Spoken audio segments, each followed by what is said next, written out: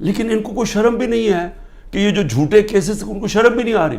Military courts بنیں گے جی, کیونکہ یہ عدالت جج یہ ٹھیک نہیں ہے تو اب ملٹری کورٹس میں اس کو فیصلہ کرو. میں تیار ہوں, میں ملٹری کورٹس کے سامنے تیار ہوں. اللہ کرے مجھے موقع دے, میں کھڑا ہو کے قوم کے سامنے اپنا دفاع, کوئی وکیل نہیں رکھوں گا, خود بتاؤں گا کہ میرے سے کس نے کس طرح کی اپنی ذاتیات کے لیے میرے سے جو کیا, ملک سے غداری کی, میرے سے کیا کرنا ہے, مجھے تو اللہ سب کچھ دے بیٹھا ہے. لیکن میں یہ بھی بتاؤں گا کہ میرے اوپر کس طرح مجھے مارنے کی کوشش کی گئی. جب دیکھا پارٹی اوپر جا رہی ہے, میں مانتا ہوں کہ زندگی اور موت اس کے ہاتھ میں ہے.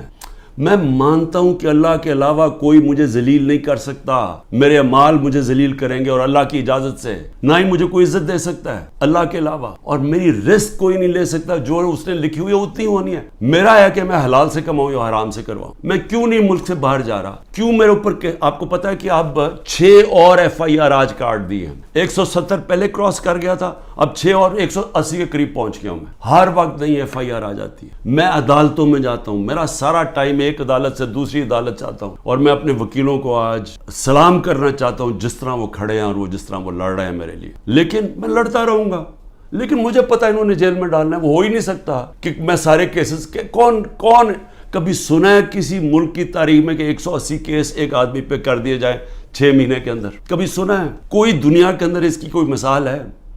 کوئی مثال ہے کہ ایک دن میں 15 کرمنل کیس ہو جائیں؟ کوئی ہارڈنڈ کرمنل نے بھی کبھی 15 ایک ہی دن میں 15 وارداتیں کی ہیں؟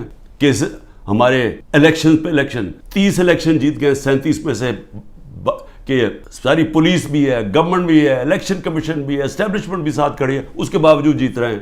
تب مارنے کی کوشش کی. 3 نومبر کو میرے اوپر جو وزیرآباد میں واردات تھی, اس سے پہلے میرا ہیلی کاپٹر آ رہا تھا, بڑا ہیلی کاپٹر تھا. ہم DI خان پختونخوا ادھر سے آ رہے تھے واپس ریلیف دینے کے لیے, وہ جب سیلاب آیا ہوا, اس کے اندر پٹرول مکس کیا گیا. وہ ہیلی کاپٹر بچتے وہاں سارا پہاڑی علاقے میں وہ بڑا ہیلی کاپٹر تھا, لینڈ ہی نہیں کر سکتا تھا. وہ اللہ کا کرم ہے کہ وہ بچتے ایک جو بھی پہلی جگہ ملی اس کے آ کے اس نے پوٹوار اتر گیا. پھر ایک آدمی انہوں نے جو پختونخوا کے اندر ان کی محمود خان نے پکڑا, ایک آدمی جیل میں ڈالا جس کو اوپر مجھے قتل کرنا تھا.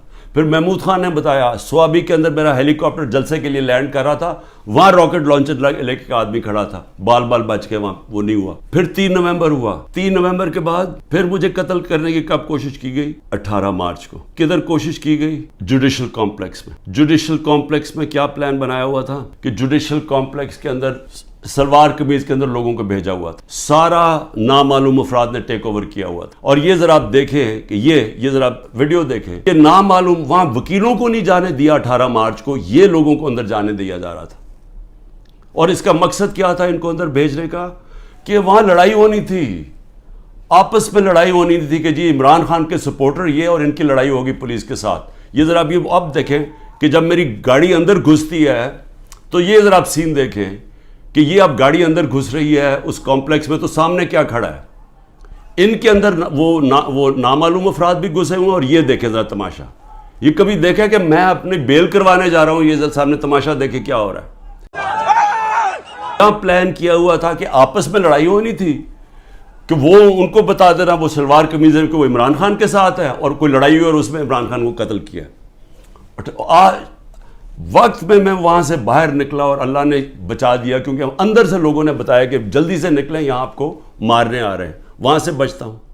اس کے بعد کیا ہوتا ہے, مجھے اندر سے رپورٹ آتی ہے کہ انہوں نے ایک اور پلان کیا ہوا ہے. انہوں نے یہاں زمان پاک کے باہر, اس وقت آپ کو پتہ ہے بڑے ہمارے کارکن تھے, ان کے اندر انہوں نے تحریک انصاف کے وہی مفلر پہن کے, تو انہوں نے وہاں گھس کے, تو یہ کیا کرنا تھا, اکٹھے ہو رہے ہیں.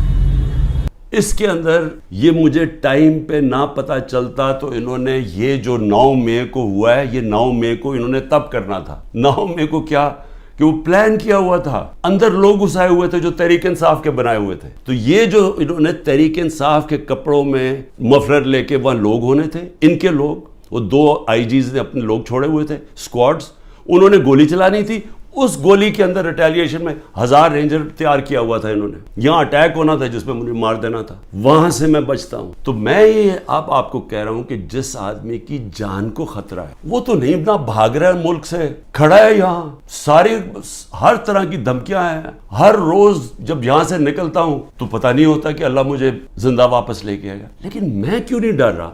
میں اپنی قوم کو یہ بتانا چاہتا ہوں کہ اللہ میں ایمان مضبوط کرے. دیکھیں یہ اس وقت اگر آپ نہ کھڑے ہوئے اور یہ ظلم کے سامنے آپ جھک گئے اور یہ جو خوف کی زنجیروں میں بندھے رہ گئے تو آگے تو آپ کو کوئی مستقبل نہیں ہے. صرف آزاد قوموں کا مستقبل ہوتا ہے, جو میں آپ کو بار بار کہہ رہا ہوں. میں صرف اپنی قوم کو آخر میں یہ کہنا چاہتا ہوں کہ دیکھیں پھر سے یہ دو راستے ہیں اب ہمارے سامنے. ہم ایک زندہ قوم کی طرح کھڑے ہوں, ہم ایک قوم فیصلہ کرے کہ ہم نے یہ ظلم نہیں برداشت کرنا, کہ ہم ساری قوم کھڑی ہو ان لوگوں کے ساتھ جن کے گھر توڑ کے رات کو جا کے پولیس جا کے ان کے اوپر ان کا گھر لوٹتی ہے, توڑتی ہے. ان کی نہ ان کے بیوی بچے دیکھتے ہیں, نہ ان کے نوکر دیکھتے ہیں. اچھا نوکروں کو اٹھا کے لے جاتے ہیں, وہاں پختونخوا میں گاڑیاں اٹھا کے لے جاتے ہیں. یہ پولیس کر رہی ہے. تو یہ اس کے لیے میں چاہتا ہوں سارے وکیل کھڑے ہوں, جس کا بھی گھر توڑیں. اور میں اپنی ساری پارٹی کو کہہ رہا ہوں آپ سے, ہم ان کے خلاف کیس کریں, آئی جیز کے خلاف کیس کریں. جو اس علاقے کا جو بھی ڈی ایس پی جو تھانے دار ہو اس کے خلاف کیس کریں. کوئی کیس کر دیں.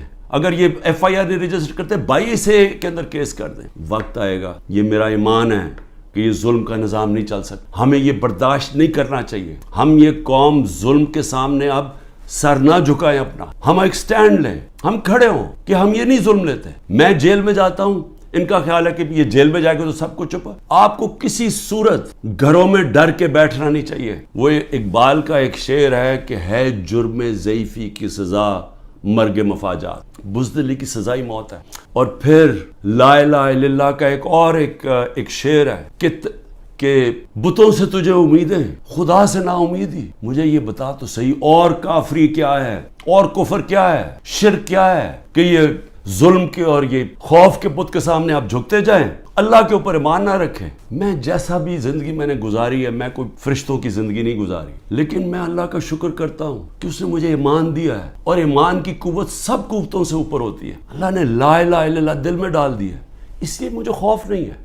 ہر چیز کے لیے تیار ہوں, آپ بھی تیار ہو. میں اپنی ساری قوم کو کہتا ہوں, نوجوانوں کو کہتا ہوں کہ آپ نے اپنے مستقبل کے لیے کھڑے ہونا ہے.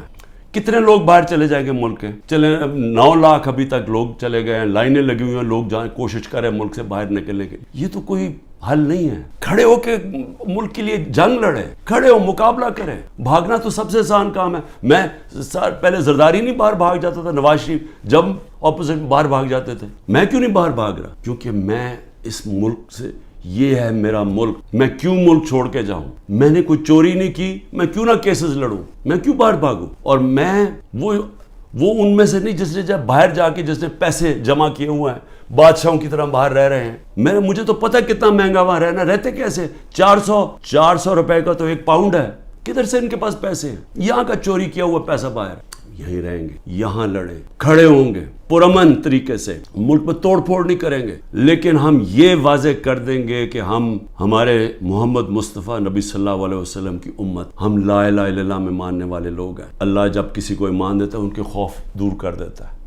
ہم خوف کی زنجیر توڑ بیٹھے ہیں, اور ہم یہ ظلم کسی صورت اب قبول نہیں کریں گے. پاکستان زندہ باد.